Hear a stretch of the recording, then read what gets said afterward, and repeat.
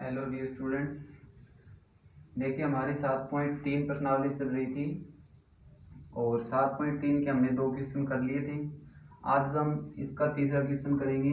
तो देखिए क्या दिया हुआ तीसरा क्वेश्चन कि आपको 3 बिंदु दिए गए हैं, 0, -1, 2, 1 और 0, 3। ये त्रिभुज है, कोई उसके शीर्ष बिंदु है। तो त्रिभुज की जो भुजाओं के मध्य बिंदु से बनने वाले त्रिभुज का क्षेत्रफल हमें ज्ञात करना है। और दूसरी बात उसने क्या पूछी है कि इस क्षेत्रफल को दिए हुए त्रिभुज के क्षेत्रफल के साथ अनुपात ज्ञात कीजिए। यानी कि इसने एक क्वेश्चन के अंदर आपसे 2 बातें पूछी हैं। पहला, मध्य बिंदु से बनने वाले त्रिभुज का क्षेत्रफल निकालना है, फिर उस क्षेत्रफल का और दिए गए त्रिभुज के क्षेत्रफल के साथ क्या ज्ञात करना है, हमें अनुपात ज्ञात करना है। ठीक है, तो देखिए कैसे करेंगे इस क्वेश्चन को। पहले आप एक त्रिभुज बना लीजिए। मान लेते हैं ये कोई त्रिभुज हमारे पास है, ए, बी और सी है। ठीक है, और जिसमें ए के निर्देशांक ले लेते हैं 0, -1, बी के निर्देशांक ले लेते हैं हम 2, 1 और सी के निर्देशांक ले लेते हैं हमें 0, 3। ठीक है, अब देखिए क्या करेंगे। जो बातें हमने यहाँ पर आकृति में लिखी है, उन्हीं बातों को हम लिख देते हैं। हल में आप क्या करेंगे, माना दिए गए बिंदु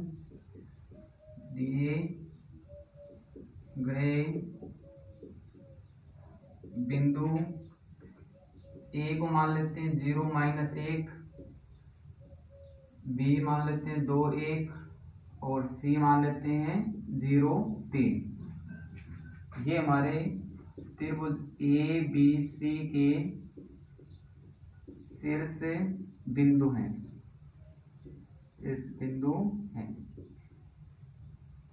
क्लियर है। अब देखिए उसने बोला कि भुजाओं के मध्य बिंदु आपको लेने हैं।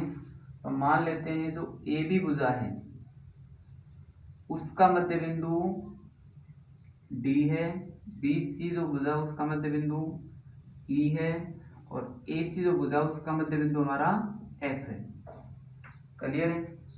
अब हम क्या करेंगे, यहाँ पर मध्य बिंदु निर्देशांक लगाएंगे जो हमने 7.2 में सीखा था। और मध्य बिंदु निर्देशांक आपको पता है क्या होता है कि अगर हमें x कोई रेखाखंड दिया गया हो, मान लेते हैं चलो कोई बिंदु x1 y1 है और कोई दूसरा बिंदु हमारा x2 y2 है। अगर हम इसका मध्य बिंदु निकालना है, ठीक है, तो हम क्या करेंगे, x का निर्देशांक निकालने के लिए दोनों x के मान को जोड़ देंगे, यानी कि x1 प्लस x2 और भाग में क्या कर देंगे, 2 कर देंगे। और y का निर्देशांक निकालने के लिए y1 प्लस y2 करेंगे और भाग में क्या कर देंगे, इसके 2 कर देंगे। तो जब हम ये टर्म सोल्व करेंगे तो यहाँ पर एक निर्देशांक होगा और वही क्या होगा, इन दोनों का मध्य बिंदु होगा। तो हमें ये फॉर्मूला यहाँ पर लगाना है। तो एक बार मान लेते हैं कि डी ई एफ बिंदु डी है, ई है और हमारा बिंदु एफ है। बिंदु एफ भुजाओं किस किस के मध्य बिंदु, देखिए डी हमारा ए बी का है, हमने पहले यहाँ पर डी लिखा तो ए बी का। ई देखिए हमारा किसका है, बी सी का है। और एफ हमारा ए सी का, ए सी के मध्य बिंदु है, ठीक है। अब हमें इन तीनों बिंदुओं के निर्देशांक ज्ञात करने हैं इस मध्य बिंदु निर्देशांक से। ठीक है, तो देखिए पहले हम लिखेंगे मध्य बिंदु निर्देशांक सूत्र से, ठीक है। डी के निर्देशांक निर्देशांक देखिए क्या बनेंगे,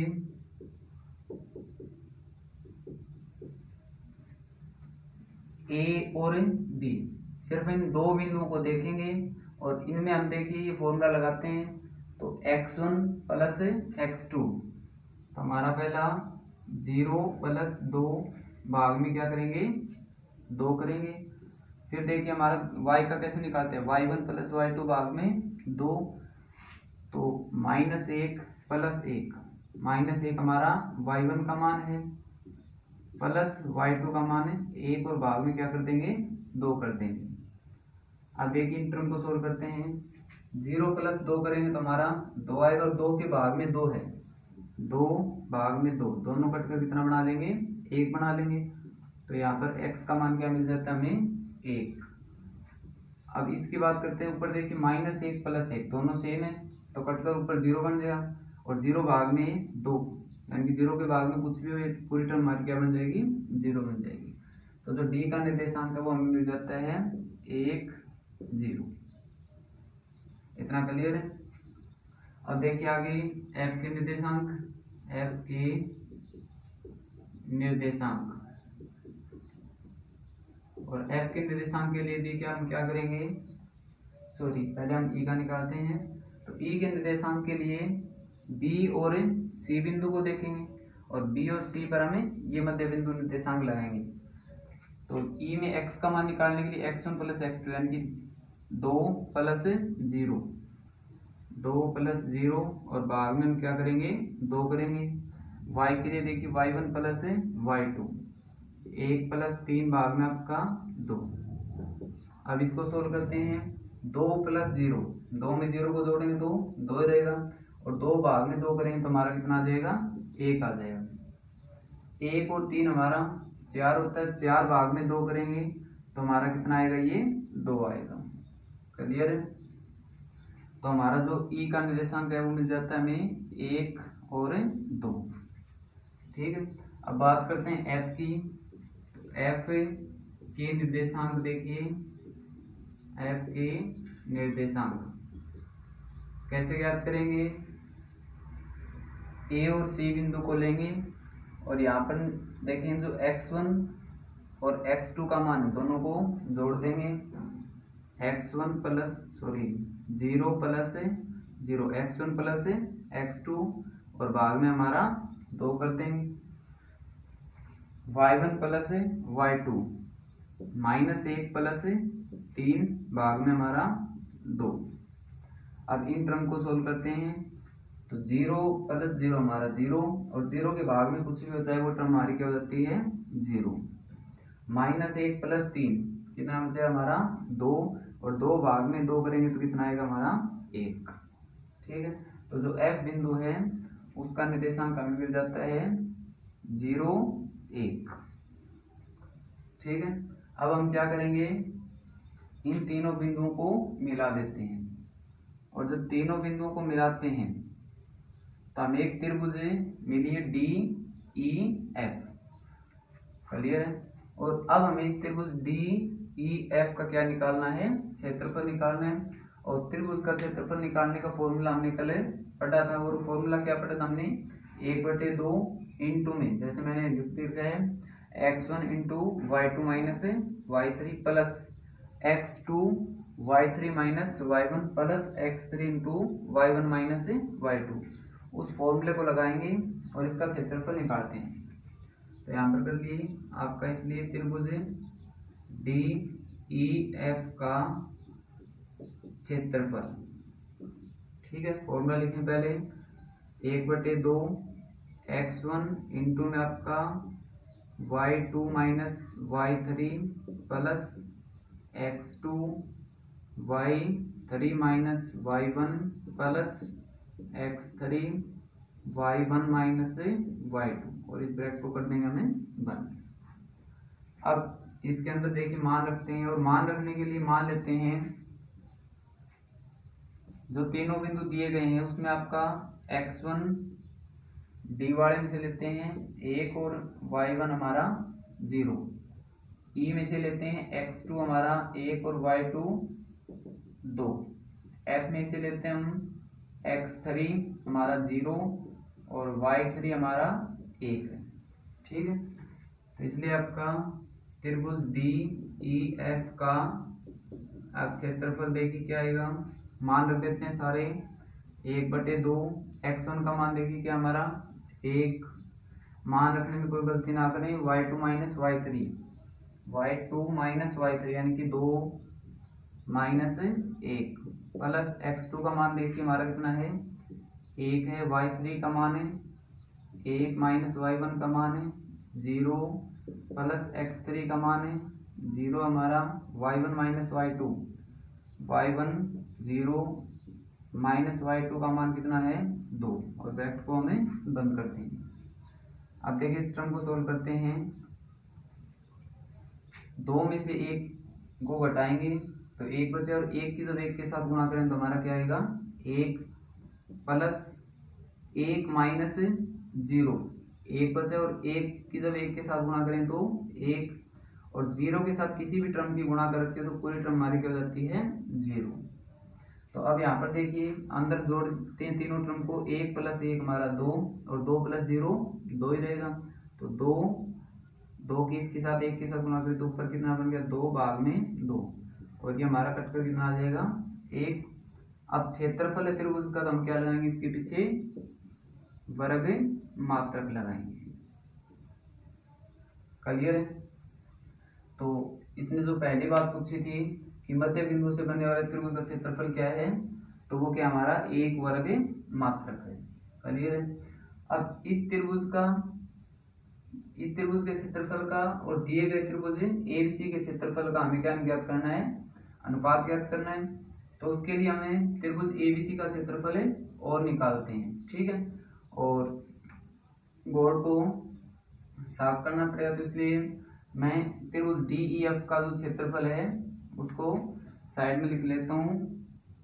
त्रिभुज DEF का क्षेत्रफल कितना है हमारा 1 वर्ग मात्रक है। क्लियर है? और देखिए अब निकालते हैं त्रिभुज ABC का क्षेत्रफल।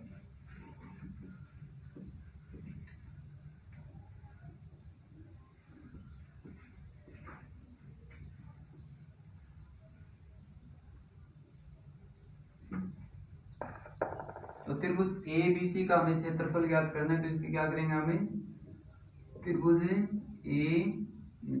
और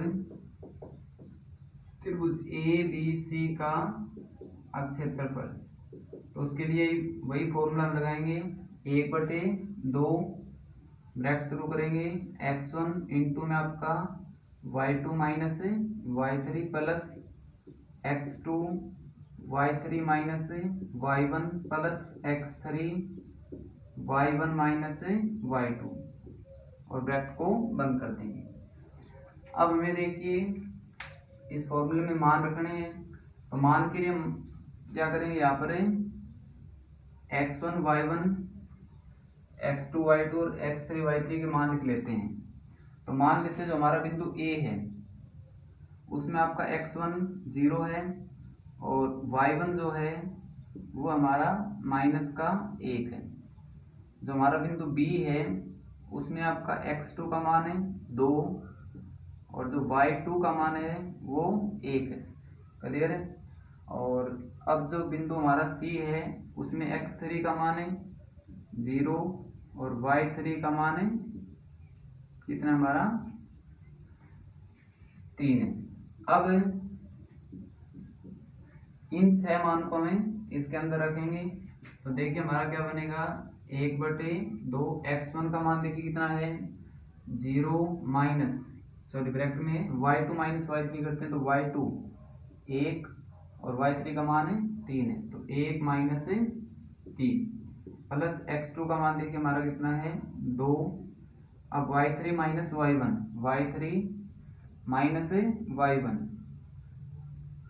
अब एक चीज देखिए आपका, मैंने आपको पीछे बताया था कि अगर आपका मान माइनस में तो उसको आप ब्रैकेट में लिखेंगे, माइनस तो ये बड़ा हो गया और इस माइनस को हमें ब्रैकेट के अंदर लिख लेंगे और ये वाले ब्रैकेट बंद कर देते हैं। प्लस x3 का मान देखिए हमारा कितना है 0 और y1 का मान देखिए कितना है -1। फिर ये वाला माइनस y2 का मान देखिए हमारा कितना है 1 है और ब्रैकेट को हम क्या कर देंगे बंद कर देते हैं।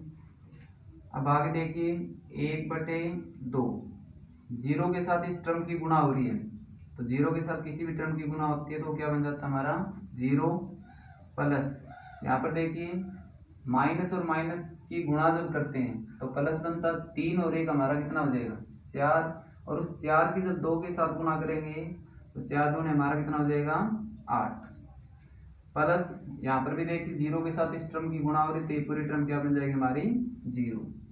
अंदर वाले तीनों टर्म को जब जोड़ते हैं तो हमारा क्या आएगा 8 आएगा, और 8 की जब 1 के साथ गुणा करें तो ऊपर 8 बनेगा, भाग में कितना है 2, और जब इसको हम कैंसिल करते हैं तो हमारा कितना आता है 4। और ये क्या है त्रिभुज का क्षेत्रफल है तो क्या लगाएंगे इसके पीछे वर्ग मात्रक लगाते हैं। ठीक है, तो ये हमारे त्रिभुज ABC का क्षेत्रफल है। अब हमें अनुपात निकालना है, तो त्रिभुज